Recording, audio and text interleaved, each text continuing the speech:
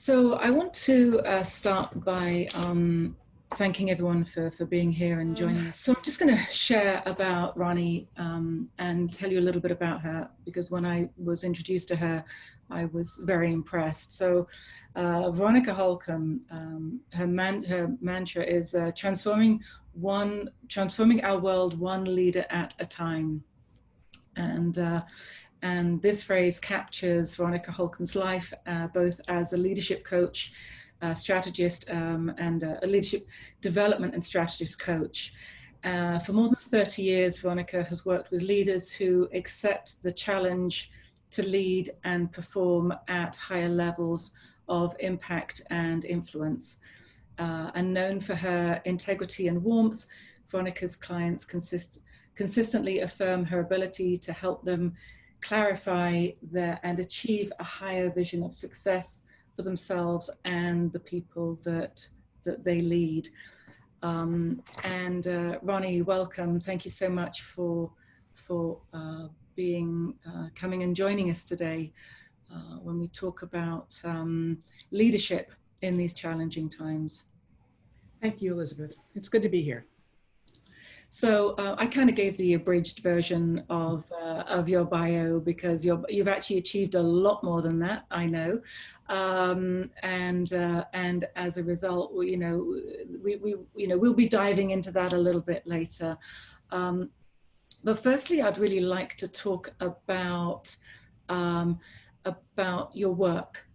Your work as a leadership and actually as a coach. And we had a conversation beforehand, and I just mentioned that you've been a coach for 30 years, and actually I think that you mentioned a book that you've written called Ready, Set, Grow. Ready, Set, Grow, that's it. And I actually did some coaching when I was in England many years ago, and that was one of the books on my shelves, which was quite remarkable, and I love the connection. It's really kind of cool. Mm-hmm. And you a leadership coach, but you kind of got into this before. I mean, now there's a lot of coaches out there. There's a lot of people that are qualified, and there's a lot of people that are not qualified that call themselves coaches, but you were in there right at the very beginning. So tell us about, how did you even get into coaching, and I always find that there's a pivotal point. So what was that pivotal point for you? Well, I got into coaching before there was coaching. It really was in the beginning, and the world was void of form and all of that. We were doing something called individual executive development, focusing on the development of the softer skills of style, communication, leadership, relationships.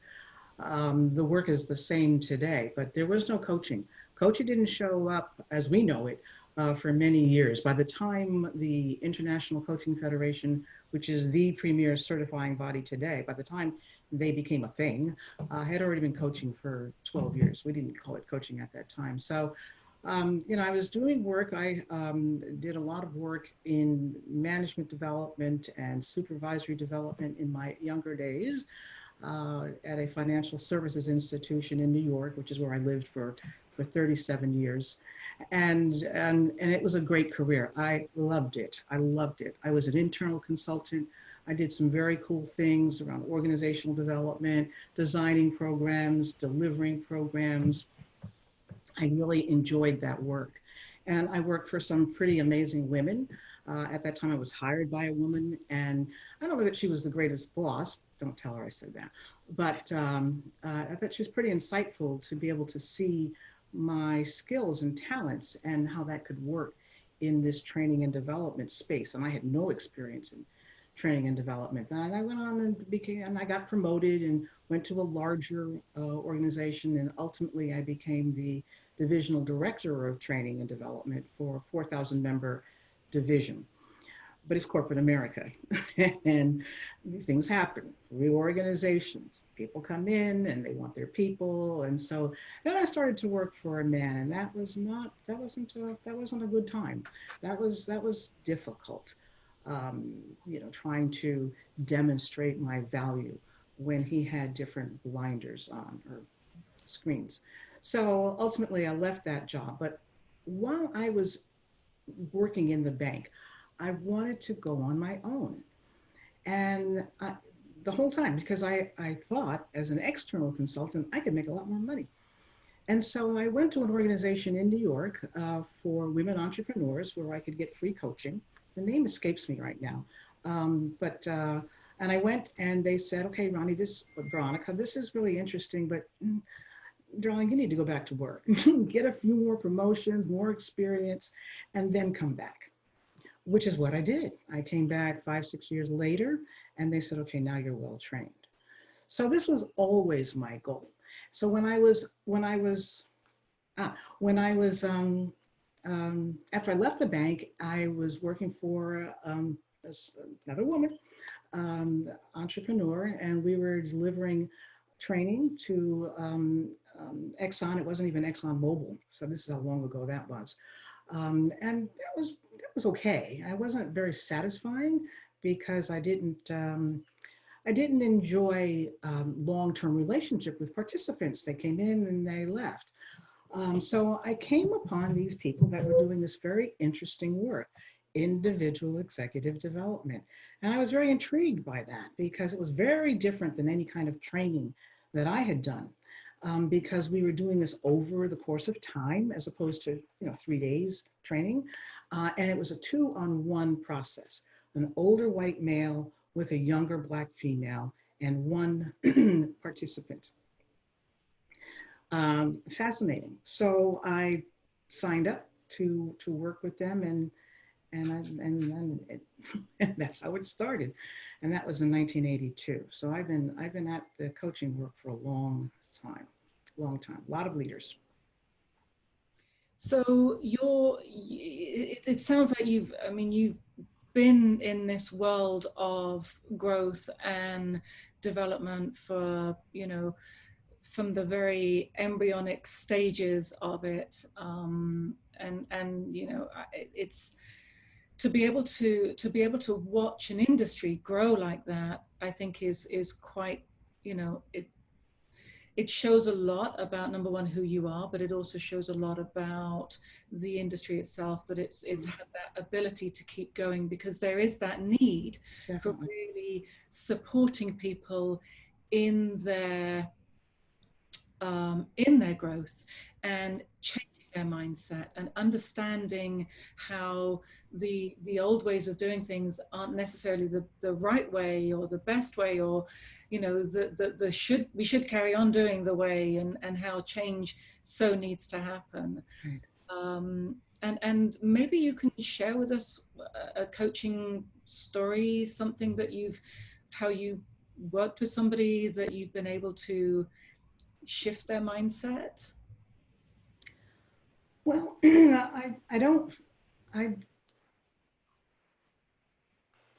I like to think I don't shift their mindsets, but create the atmosphere and the space for people to discover their own path.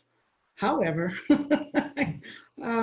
they may not always feel that way. I talked to a gentleman about a month ago, and then I coached him at least 20 years ago, and he told me that I told him that it would be, I don't remember, important for him to leave this particular organization. And if I said their name, you'd absolutely know them. Big time organization, because it wasn't a good fit for him. He's a CEO today. He's been a CEO for many years. I have many stories like that.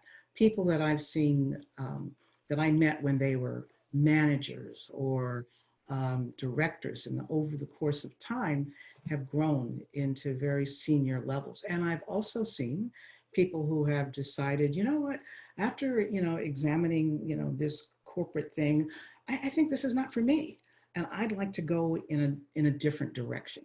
And I think that's just as valuable. Sorry, I notice I keep on putting myself on mute here so that I'm not disturbing you and disturbing your image. Yeah, absolutely. That I think is it's a great story about how we can, about the power of that work, of the work that you do. So your book, Ready, Set, Grow, it's unfortunately, it's a. I was going to say, unfortunately, I don't have it anymore because I got rid of 90%, 5% of my life when I moved over here. Understandable. And books were, unfortunately, I lost way too many good books, and yours was definitely among them. But tell us a little bit about that book, and why you chose to write it, and what was the message that you were trying to portray? You know, there isn't a compelling message in the book. After being in coaching for, I don't know, after I guess other people started to come into coaching, the world changed.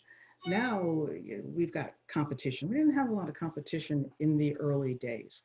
And the people coming into this space were coming in with initials that I did not have: psychologists, clinical people, social workers. And so I needed to separate myself from the fray. I have many, many coaches, but not many have written books. So that was part of it. And when I work with people, you know, you work on a couple of tracks. There is the developmental track. In other words, someone may have trouble with their staff. The staff does not believe in them for whatever reason. And we would get feedback and we would be working that along the way for 6 months to a year. But then there are things that come up as we're taking that journey. We may have to talk about, how do you play the game? How do you manage change? Let's talk about confidence. There are other things that come into play. And that's what the book was, to identify a lot of those things and to develop some exercises so that people could use it as a reference and somewhat as a workbook. So it's not the kind of book that you need to read, that makes sense to read, you know, from cover to cover. You can just go in and find what is of interest or need for you. However, I've got a couple more books coming, and they are coming directly, you know, from inside. You know, I've been pretty cranky about the state of leadership for years. And my thinking is that we've got to do more. We've got to do better because it's pathetic. Everywhere. I mean, everywhere. Religious institutions, our government, municipalities, and just across the board. And my belief is that we need to teach children to lead. And I don't mean teenagers, I mean kids, 6 years old, 7 years old. We need to start there. So just hang on. I've identified a number of competencies and picture golden books, and I've got 37 of 40 drafts written. So just hang on, there's more to come in terms of books. And I've got another one that should be coming out, I don't know, hopefully soon. I've got one of my editors, one of my besties is online. I saw her there. Hey, Joe, who's going to be doing the editing. But we have a lot of work to do. Yeah, these are not easy to do. I love the idea of supporting the youth, to the young people of our country, because they are our future, in understanding what leadership and good leadership looks like. And I think, I mean, yeah, the state of leadership in this country is challenging, for sure. That's very polite. I'm gonna use that language. Well, you know, diplomacy, I believe, is hold on, diplomatic. Sometimes I am, and sometimes I'm not. But I do my best. I really do my best. So overcoming challenges, I think that in itself is, you know, if we look back on our lives, there have been, you know, so many challenges that probably each and every one of us have gone through in our own way. But I'd love to find out a little bit more about the challenges that you've experienced in your life over the years, and I'm sure there've been one or two, to say the least. Oh my God. Yeah. I've survived, since I've been in business, I've survived 5 recessions. I'm hopeful to survive the 6th one that we're in now. But I've had a lot of personal challenges like everyone else. You know, my daughter had a horrific accident. My husband's had a kidney transplant. There just been, it is really difficult. And I know there are a number of women on the call relate to this, managing a business, managing life. You may, if you don't have children, maybe you have elderly parents. It is not easy. And it's not like when we're entrepreneurs, it's not like working in a corporation where, you know, other folks can sort of do your job for a while if you're unavailable for whatever reason, or that you have paid sick leave. It's not that. We're still expected to deliver. So you know, I've had a lot, but I've had a lot of support, a lot of prayer to help me to overcome a lot of that. It's, you know, you've heard it before, you know, we all have challenges. It's just, it's how do we deal with them? And it's through the support of the women, a number of whom are on this call, and you know who you are, um, that has supported me, that's helped me through that, these things. Yeah, and it's interesting you talk about the women in your life, and I totally agree with that, because there's a level of you know, I mean, even through NAWBO, I experienced that. I experienced the level of connection and just being able to reach out to other women Yeah. and you know, get their support when we're in when we're struggling. Yeah. As Yeah. we've all been doing recently for many, you know, many different reasons. I know I certainly have, you know, this past few months have been challenging. Difficult. Yeah. Yeah. Yeah. Oh my gosh. So you know, I believe so strongly. I believe I do a lot of work with, you know, in the beginning, most of my clients were men because it's, you know, it's the early 80s and that's just who was in those positions. But I've done a lot of work with women, a lot of women's programs. And so confidence, or the lack of confidence, is a huge issue for women. And I think there's so much that we can do, but I think the antidote is women supporting women. Mhm. I believe that so strongly. So I'm very intentional about ensuring that I have those structures in place. You know, I was sharing for 9 years, 10 years, I met on the first Monday every month with 2 women. 9 years. And that kind of emotional infrastructure, you know, helps you to go through life, because who lost their husband, who's going through a divorce, you know, our business has changed as solopreneurs. I mean, radically changed from the early days. We don't, you know, we've got to have new business models. So having these people in my life, and I to this day, you know, continue to work with women in small groups and discuss books and have virtual drinks over Zoom. You know, all of those things are terribly important. And you know, I tell people all the time, I think I'm a pretty competent person. I don't think I would have had business for these many years or been married for as long as I've been married, 44 years last week. But without the support of my sisters, it would have been much harder, much. Yeah, I agree with you that that community that we build of good women, Good. good women Great. around. Mm-hmm. I just kind of would like to go back, if you'd be willing, just to go back to one of the things that you talked about. You talked about the exercises in your book, and you talked about how confidence is so important. I think especially for women, It is. for guys too, but especially for women, Yes. and also for women of color.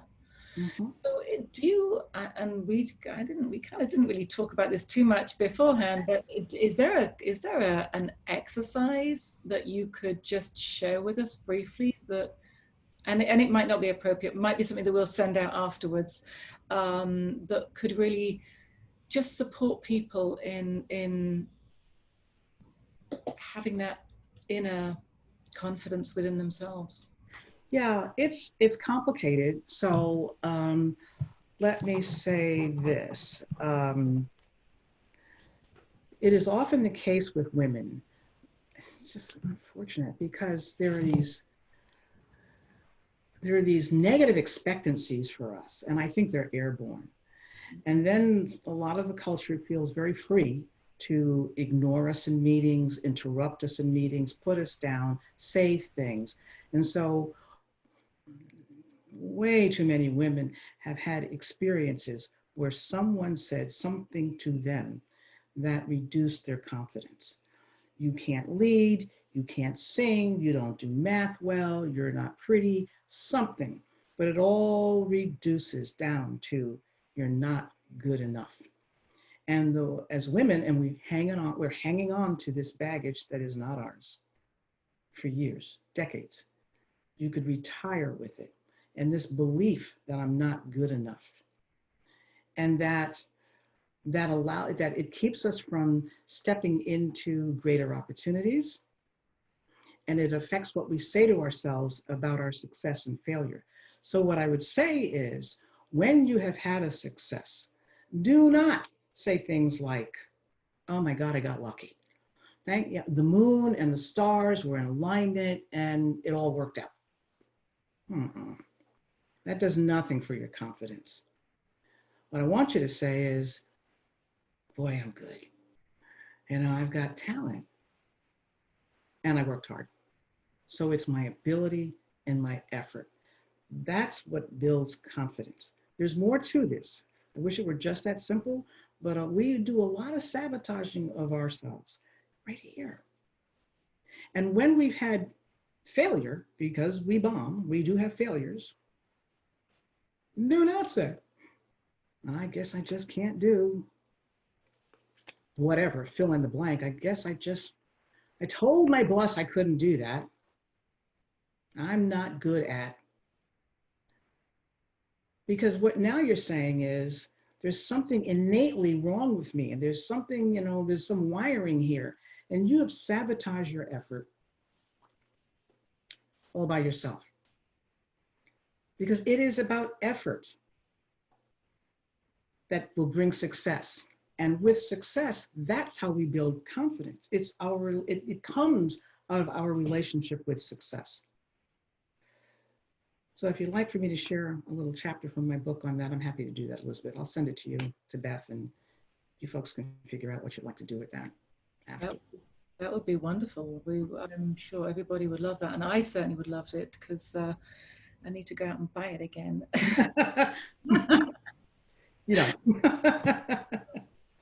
And so I kind of want to bring us on to, I really want to kind of bring us on to the people that have influenced us. And I'd be curious to know, like, who's been an influence in your life? Who's really made a difference in maybe it was in your youth, maybe it was in your business, in your, when you were in corporate America, maybe it was in, as you're, stepping out on your own in your own business. Who's been the biggest influence for you?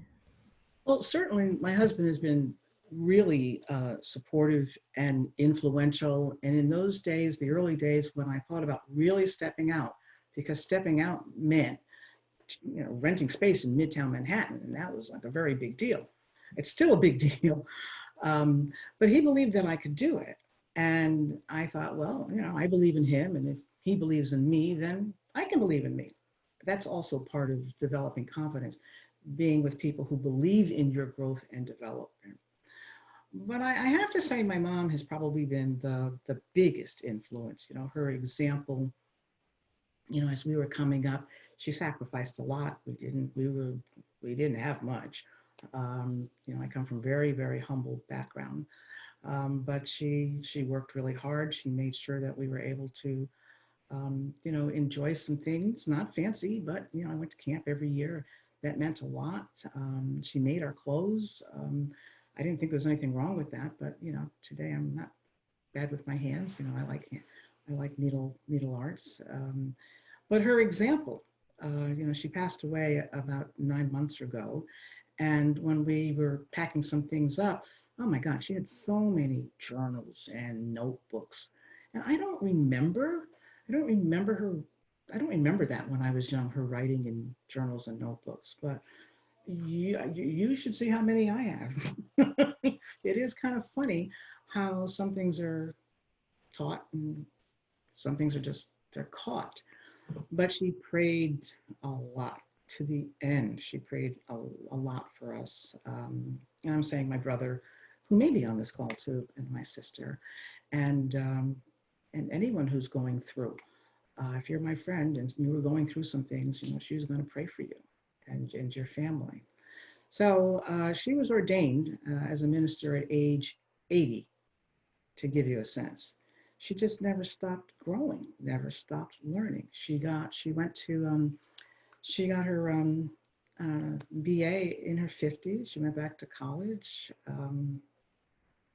So I think, following that example of hard work, faith, never giving up. And then, when she died at 92, and she grew up in the segregated South in Augusta, Georgia. And she shared a story with us of her being on the bus with her grandmother. And the rules were that you could ride in the front of the bus unless a white passenger wanted your seat. Then you had to go to the back. And she was with her grandmother, and a white passenger wanted their seat. And grandmother Elise said, no, she wasn't going to give up her seat. And she had a presence about her and a strength that the bus driver did not make her. So my mother's a very nice person, but if anything went wrong that was unjust, she'd be at the newspaper. And I don't have a large family, but all the women are very nice people. But justice is really important. Very important. It's just part of our DNA.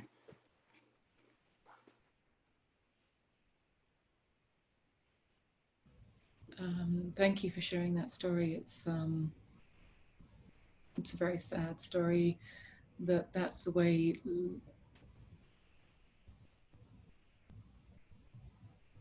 That's the way it used to be, and in a way still is in different ways.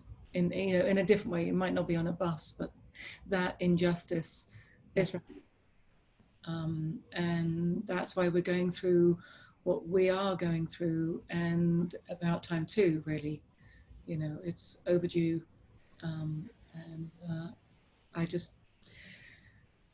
I am just. From NAWBO's point, we're doing what we can. We're starting to support the bringing in more justice and that needs, it's a question of education. It's a question of understanding, but that story is beautiful. Thank you for sharing. And I can see that there's a level. You talk about your grandmother and you talk about your mother with such love and connection, and you talk about presence, and I definitely see that has rubbed off. Well, my dear, you have a presence about you as well. And the fact that your mother got ordained at 80, that's just wild. Like, good for her, because many an 80-year-old would just be I don't know, in the rocking chair. Yeah, just she never stopped. She was going to the nursing home to minister till the very end. Just never stopped. Wonderful. And it sounds like you're on that path as well, because having written one book and you say, oh, I've got another two up here, and you know, we're just going to pull the bits together. So it sounds like you're following beautifully in the strong women that have trod that path before you, and following in their good footsteps for sure. Yeah, and I mean, she had a higher calling, and I feel I do too. You know, I wasn't called to ministry or missionary work in, you know, some third world country. It was to corporate America and the workplace. And so it's a larger calling. I feel this is why that I'm here on the planet. This is my purpose. I grow leaders. And I was talking with Beth, my admin, and shout out to Beth who made all of this happen. Yeah, I probably won't retire. You know, I'm of that age, but no rocking chairs here. I'm very happy to hear that, and I'm sure that there's a lot of people out there that would still benefit hugely from connecting with you, and I'm hoping that this conversation is just the beginning of some new connections for you and some new learning for the people can learn who you are and gain your wisdom. So let's talk about regrets, because that's all part of life as well. You know, what are some of the regrets that have happened in your life? You know, we talked about this before, and I'm having a tough time. You know, I remember when I think by the time I'd gotten to college, I regretted having not studied Latin when I was in high school. That may sound weird, but who would have supported me to understand that? You know, I had to get special permission to go into a college program. You know, my grades did not suggest that I needed permission, but the guidance counselor back then didn't make sense for her, that I might want to do that. So Latin. And, you know, by the time I got out of college, I wish I had at least minored in speech and communication. I'd sort of figured that out by the time I was a senior. My friend Joanne went up to the American School for the Deaf, and I was smitten. But regrets, I have the opposite problem. I'm a delusional optimist. So everybody and anybody who works with me or around, you hear me say, well, how hard could that be? You know, let's try it. How hard could that be?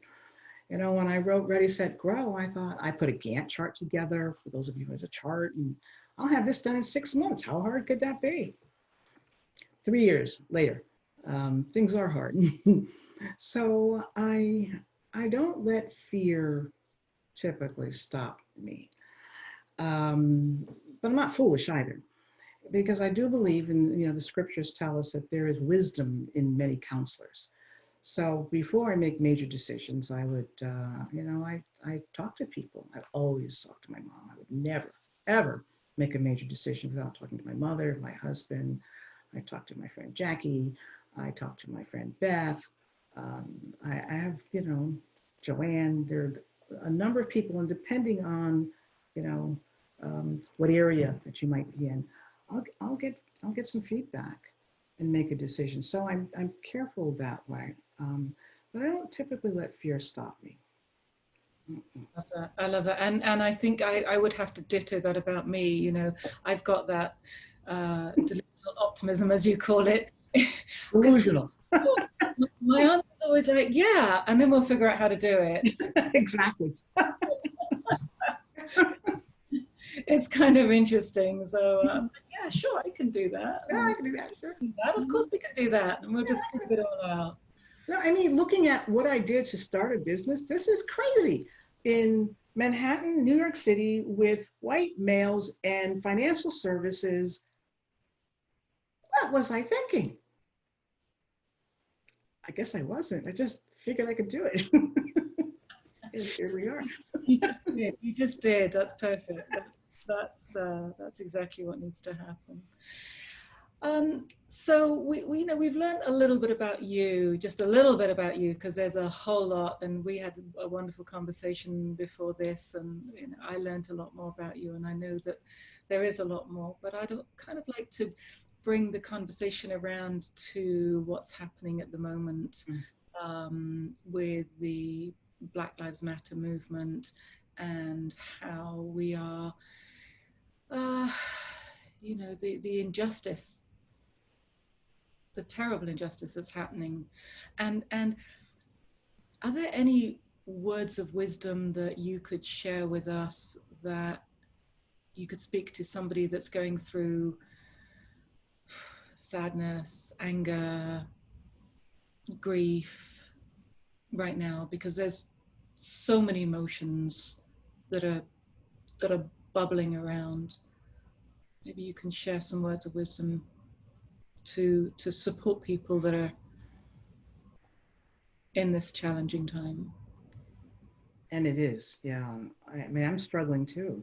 I can't stop crying. It's just every day. It's really challenging, and I wish there were something simple to say, um, but there isn't particularly. I think we have to go through those emotions. I think we have to grieve. I think we have to go through the sadness, and I think we have to look at what is it that is causing our pain.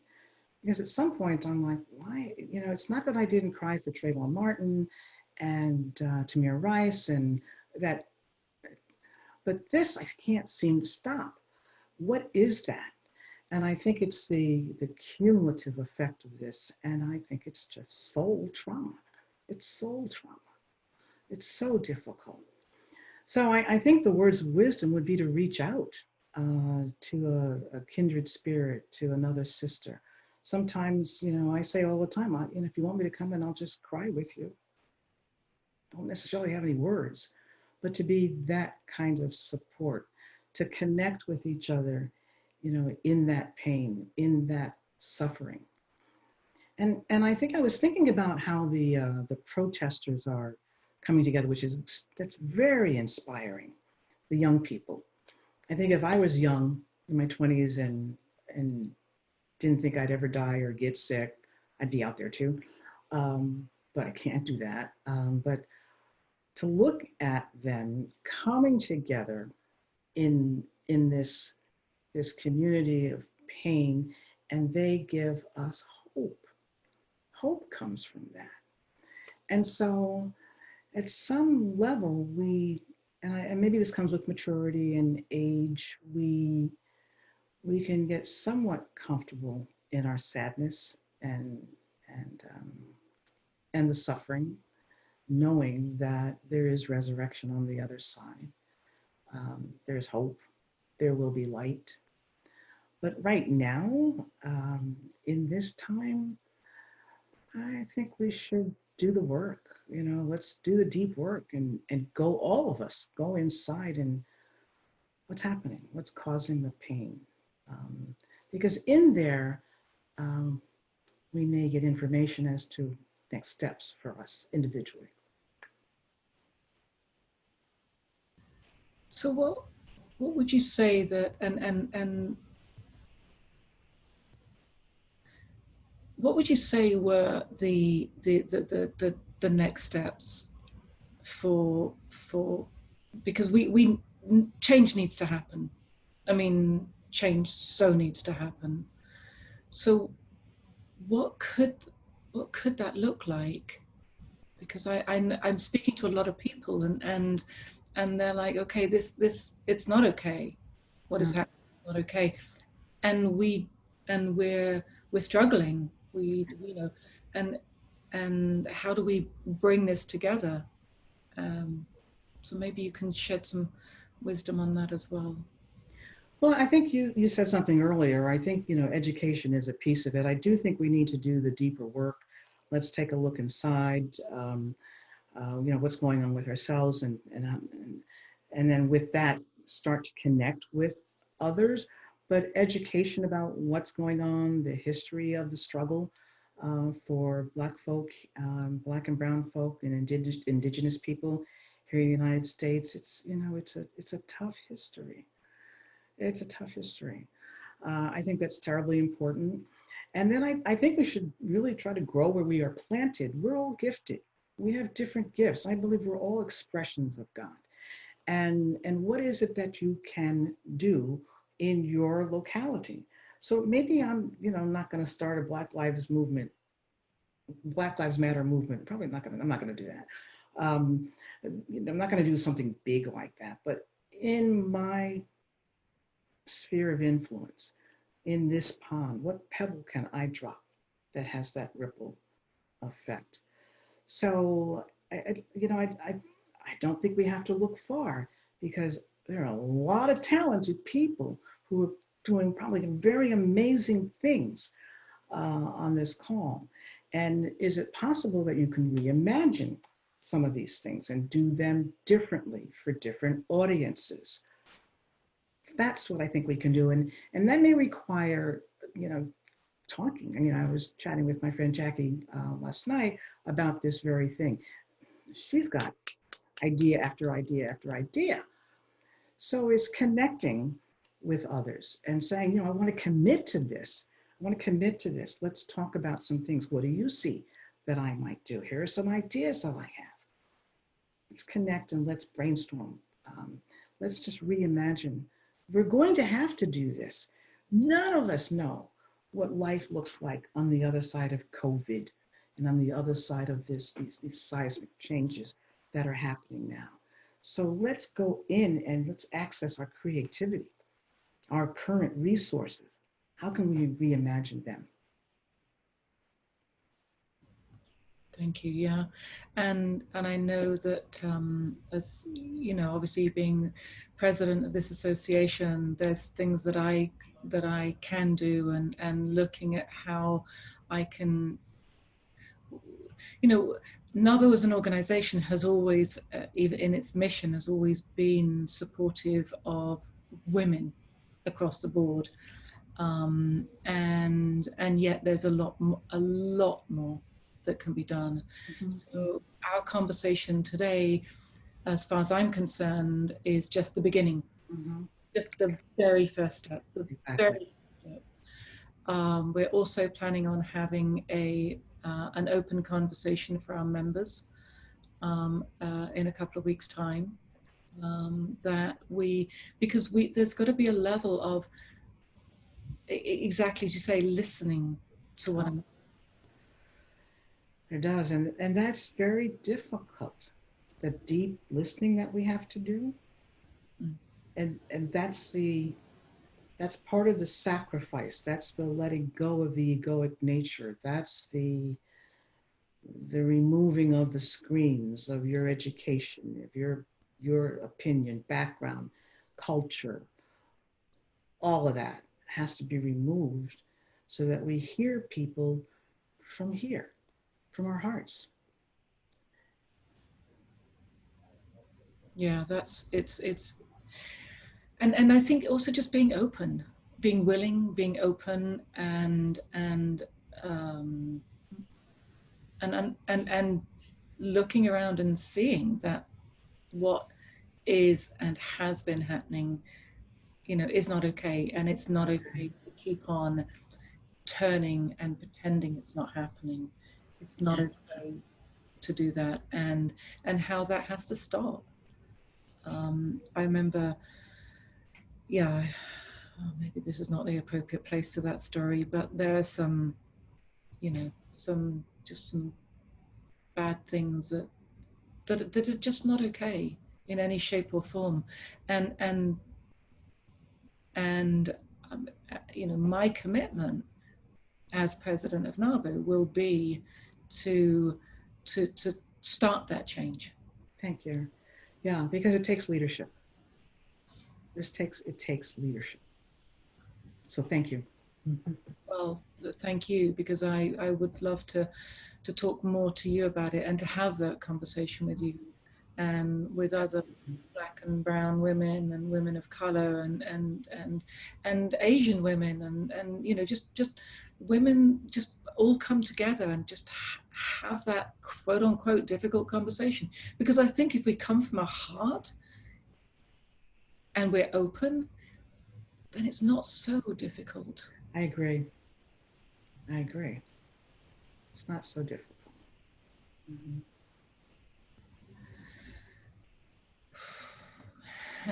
Yeah, I feel myself getting emotional at that as well.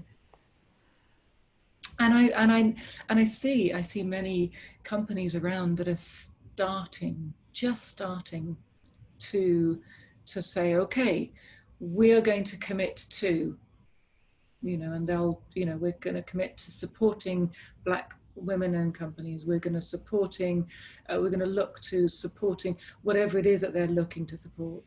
Even from, Uber Eats, the big companies out there are actually starting to make a difference.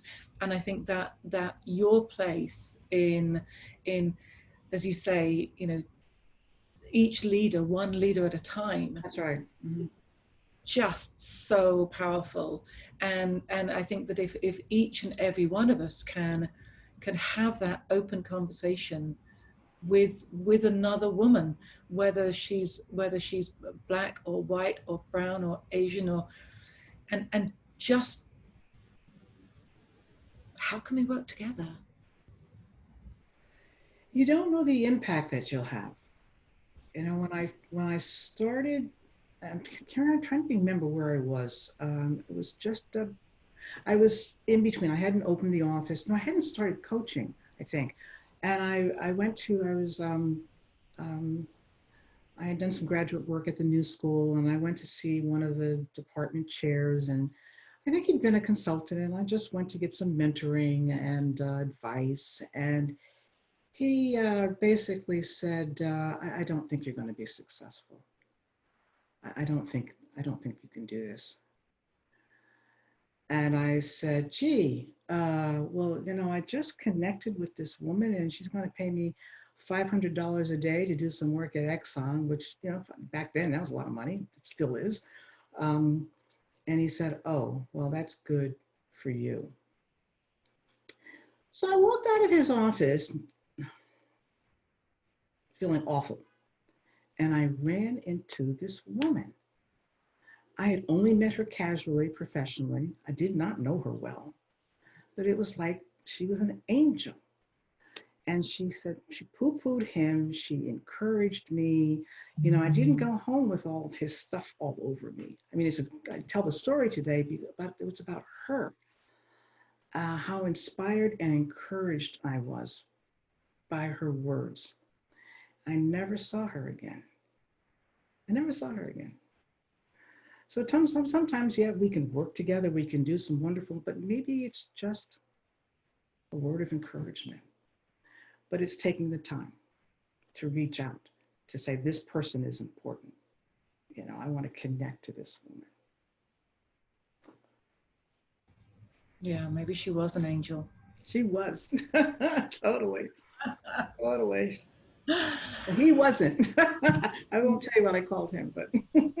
No, I can. And it's interesting because I think that women, I know that Bank of America, or was it American Express?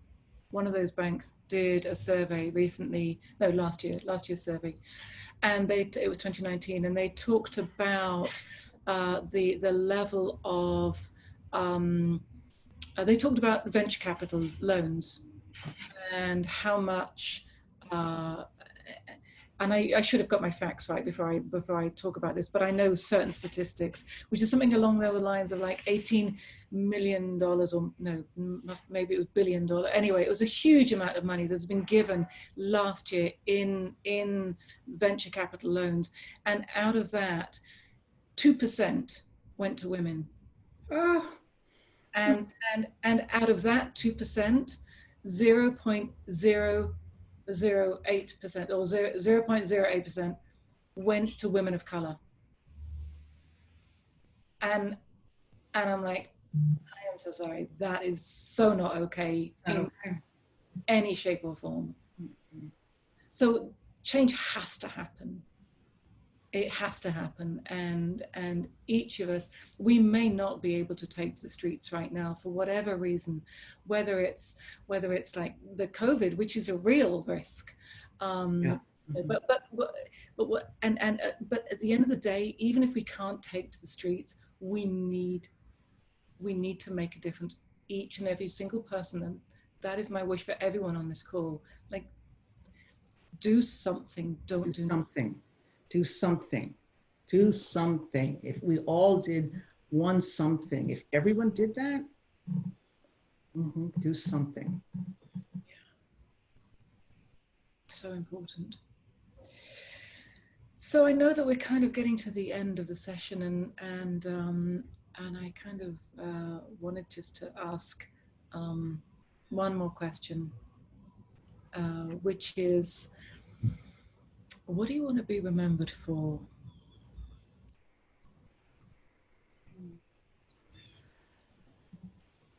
Well, I think, from the world's point of view, sort of looking at, Veronica, Roni Holcomb, when it's all said and done, I'd like to be remembered as having made a contribution to the healing of the planet through leadership development. And then in the minds of the leaders, but from the beginning, for as long as when I was a teacher, it's always been important for me to know that I've had an impact on someone's life. That's the work.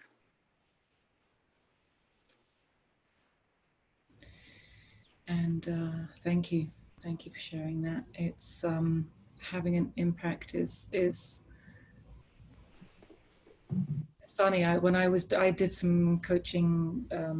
Actually, I did some Jungian shadow coaching many years ago, which was when I was in that world a little bit, and it's true. Just having that level of making a difference. Yeah. And talking about Black Lives Matter, if each and every one of us can step into that place and support the connection, not the disconnection, support the justice, not the injustice. That's right. Yeah. And as I say, we have lots of opportunity, because I know there were very talented people here, but I was thinking about it just in our everyday lives, maybe just as mothers. I was in Costco a couple of years ago and waiting for a rotisserie chicken, and there was a white woman there, and a white fellow with his son came. Then the boy had to be about 9. And he said, okay, I'm going to look over here, wait for the chicken, but you make sure that these ladies go first. And so the chicken came out, and the white lady got her chicken, and then the boy grabbed the chicken. And he went to his dad and said, I did it. I did what you told me. I waited. And he wasn't lying. He wasn't trying to deceive his father. He just didn't see me. I was invisible.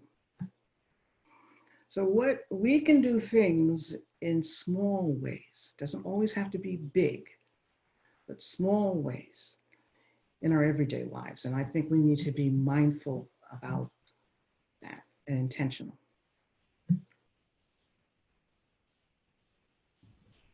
Thank you, Roni. Little things. What is it? How do you climb a mountain? One step at a time. Right. Exactly. Giving the journey of 1,000 miles was something, I can't remember who said that. Gandhi or somebody, yeah. Very wise soul, whoever it was. Step at a time, yeah. Incremental. And know that, these things take generations. And so the best we can do is, as I say, it's the ripple in the pebble in the pond, and know there's a ripple effect, but we may not see that if we're out in the sea, get to shore. We may not. It may not be in our lifetime.